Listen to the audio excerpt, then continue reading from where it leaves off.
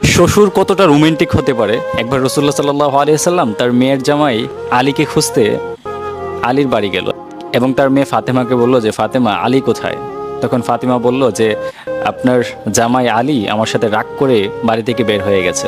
সাথে সাথে রাসূলুল্লাহ সাল্লাল্লাহু আলাইহি সাল্লামের পূর্ণিমার চাঁদের মতো চেহারাটা রাগে লাল হয়ে গেল এবং রাসূলুল্লাহ সাল্লাল্লাহু আলাইহি সাল্লাম আলীকে খুঁজতে বের হলেন এবং দেখলেন যে মসজিদে নববীর সামনে বালির মধ্যে আলী শুয়ে আছে। তখন রাসূলুল্লাহ খুব হাস্যরসিকতার মাধ্যমেই বলতেছে যে, ইয়া আবা তুরাব, হ্যাঁ বালির পিতা, তুমি এখানে কি করছো?